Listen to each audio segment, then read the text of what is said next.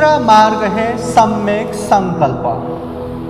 संकल्प, जो हम संकल्प लेते हैं वो यथार्थ होना, अच्छा होना, सही होना, इसे ही सम्यक संकल्प कहते हैं। संकल्प जो भी बुरी चीज़ है, जो बुरा सोचना, बुरा धारणा बनाना, जितने भी बुरे अकुशल संकल्प है उससे दूर रहना सम्यक संकल्प है। संकल्प हमेशा अच्छा होना चाहिए, सही होना चाहिए, कुशल होना चाहिए, सम्यक होना चाहिए। तथागत बुद्ध ने विशेषतः सम्यक संकल्प अंतर्गत 3 बातें बताया है। एक नैष्क्रम्य संकल्प, दूसरा अव्यापाद संकल्प, तीसरा अविहिंसा संकल्प। पहला नैष्क्रम्य संकल्प। नैष्क्रम्य बोले तो त्याग करना, जो तथागत बुद्ध ने दरबार छोड़ के महाविनिष्क्रमण किया। वैसे ही जो भी अकुशल चीज़ है, जो भी क्लेश है, उससे दूर रहना।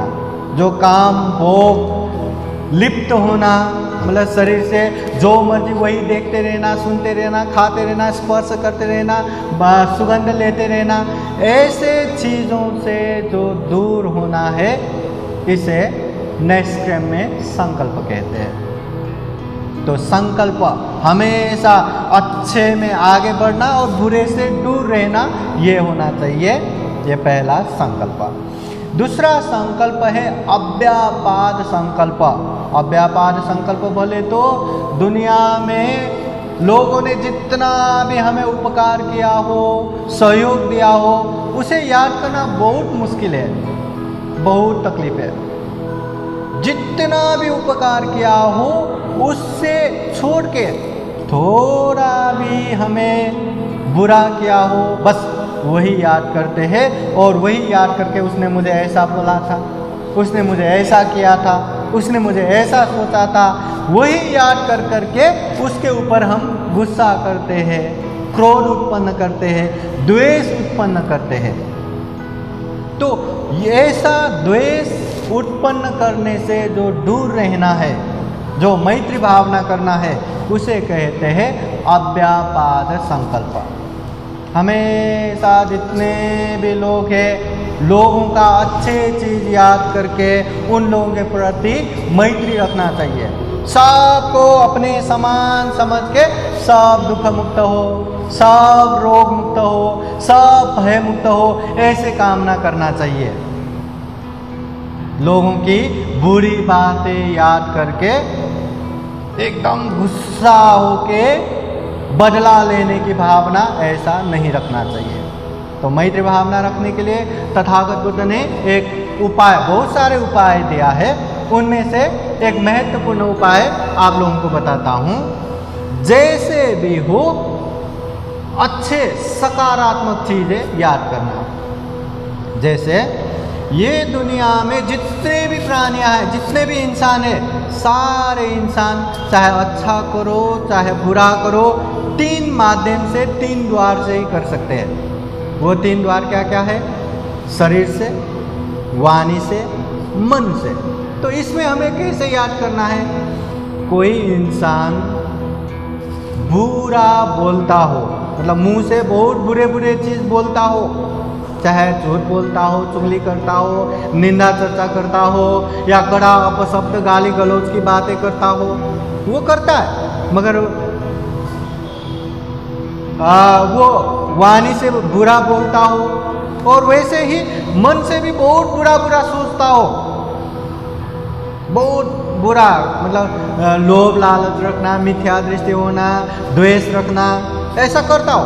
मगर उसका जो शरीर से करने वाला कम अच्छा है, तो वही याद करके जो बुरी चीज़ है उसमें उपेक्षा भाव रख के मैत्री भाव रखना चाहिए।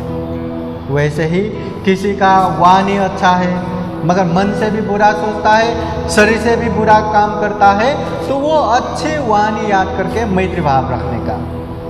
और कोई कोई मन से अच्छा सोचता है मगर वाणी से भी बुरा बोलता है, शरीर से भी बुरा करता है, तो अच्छा जो सोच है वही याद करके उसको मैत्री भाव रखने का, बाकी में उपेक्षा भाव तटस्थ भाव रखने का। और हो सकता है किसी किसी का वाणी भी अच्छा ना हो, शरीर से काम करने वाला कर्म भी अच्छा ना हो, मन से भी अच्छा ना सोचता हो, ऐसे लोगों के प्रति भी मैत्री करुणा रख के अरे मूर्ख है इसलिए ऐसा कर रहा है करके उन लोगों के प्रति भी मैत्री कामना करना चाहिए। अगर मैत्री भाव रख पाया तो द्वेष खत्म हो जाता है। ये तथागत बुद्ध के समय में एक पुण्य भिक्षु था। वो पुण्य भिक्षु तथागत बुद्ध के पास जाके प्रार्थना करते हैं, वो भगवान मैं ये वर्षावास 3 महीना सुना प्रांत गांव में जाके वर्षावास रहना चाहता हूँ। तब तथागत बुद्ध कहते हे पुण्य, तुम सुना प्रांत गांव में वर्षावास जाना चाहते हो, पता है ना वहाँ के लोग कितने बुरे हैं। अगर उन लोगों ने बुरा बातें ऐसे करना चालू किया तो पुण्य भिक्षु कहते हो भगवान मैं ऐसे समय में मैं समझूंगा वो लोग अच्छे हैं, क्योंकि उन लोगों ने सिर्फ वचन से मुझे बोला है, हाथ तो डालने नहीं आ रहे। तथागत बुद्ध फिर पूछते हे पुण्य, वहाँ के लोगों का भरोसा नहीं, अगर उन लोगों ने हाथ ही डालने को आया, पीटने को आया तब क्या करोगे? तो पुण्य भिक्षु कहते भगवान उस समय में भी मैं समझूंगा वो लोग बहुत अच्छे हैं, वो लोग सिर्फ मुझे हाथ डालने को आ रहे, शस्त्र अस्त्र तो प्रहार करने को नहीं आ रहे, जान से तो मारने को नहीं आ रहे। तो उस समय तथागत बुद्ध फिर कहते हैं अगर वो लोग शस्त्र अस्त्र हाथ हथियार से प्रहार करने को आया, मारने को आया तब क्या करोगे? तब पुण्य भिक्षु कहते हो भगवान तब भी मैं यही समझूंगा वो लोग बहुत अच्छे हैं, क्योंकि ये पंचस्कंद रूपी शरीर होना ही दुख का कारण है। तो ऐसे दुख के मूल कारण ये शरीर को ही नाश कर दिया, इसलिए वो बहुत अच्छे है ऐसा समझूंगा। तो तथागत बुद्ध कहते हैं साधु साधु साधु, हे पुण्य भिक्षु तुम्हारे मन में वाकई में सही मैत्री भावना है, तुम वहाँ जा सकते हैं, तुम वहाँ वर्षावास रह सकते हैं। तथागत बुद्ध ने अनुमति दे दिया। वो पुण्य भिक्षु वहाँ जाके वर्षावास भी रहा, वहाँ के लोगों को धम्म का प्रचार प्रसार भी किया, और वर्षावास के बाद वर्षावास समापन कार्यक्रम में तथागत बुद्ध प्रमुख भिक्षु संघ को भी वहाँ निमंत्रणा दिया। तो इस तरह हर तरह से सकारात्मक सोच रखेंगे, मैत्री भावना रखेंगे तो ये द्वेष उत्पन्न हो ही नहीं सकता। मैत्री भावना रखेंगे तो ये क्रोध ये गुस्सा नहीं आ सकता। इसलिए ये अव्यापाद संकल्प हमारे में होना चाहिए, ये दूसरा। और तीसरा है अविहिंसा संकल्प। अविहिंसा संकल्प बोले तो लोगों को दुख देना, मारना, तकलीफ देना, ऐसे चीज़ों से दूर रह के लोगों को उपकार करना, लोगों को अपने से भय दान देना, अभय दान देना, कुछ भी दुख तकलीफ नहीं देना, ऐसे संकल्प रखना चाहिए। कोई रहता है ना, लोगों को दुख तकलीफ दे के खूब मजा लेता है, हमेशा दुख तकलीफ देते रहते हैं। ऐसे दुख तकलीफ ना देते हुए हमेशा उन लोगों को कल्याण हो, मंगल हो, और वो बातें करना, उन लोगों को कल्याण होने की बातें करना, ये अविहिंसा संकल्प है। हिंसा से दूर रहना, ऐसा संकल्प हमेशा रहना चाहिए। तो तथागत बुद्ध ने जो प्रज्ञा अंतर्गत 2 चीज़ें बताया, सम्यक दृष्टि, सम्यक संकल्प।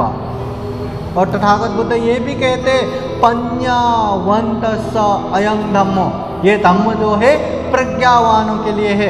प्रज्ञा से अच्छे से समझ लेंगे तो अच्छा है, कुशल है, कल्याणकारी है। अगर प्रज्ञा नहीं हुआ तो शील भी दुश्शील हो जाता है, अति मार्ग में जाता है, समाधि भी गलत हो जाता है। इसलिए ये प्रज्ञा होना सबसे जरूरी है। तो ये सम्यक दृष्टि, ये सम्यक संकल्प। साधु साधु साधु। आज का धम्म वीडियो यहीं तक। इस विषय में आगे भी चर्चा जारी रखेंगे। देखते रहिएगा बुद्धास टीचिंग चैनल। अगर आप लोगों को हमारे वीडियो अच्छा लगा हो तो लाइक कीजिए, कमेंट कीजिए और अपने नियर एंड डियर को शेयर ज़रूर कीजिए। किसी भी तरह का सलाह सुझाव या जिज्ञासा के लिए हमें वीडियो के नीचे कमेंट या बुद्धास टीचिंग चैनल को संपर्क जरूर कीजिएगा। सभी का मंगल हो, सभी का कल्याण हो। बुद्धं नमामि। बुद्ध को नमन करता हूँ। धम्मं नमामि। धम्म को नमन करता हूँ।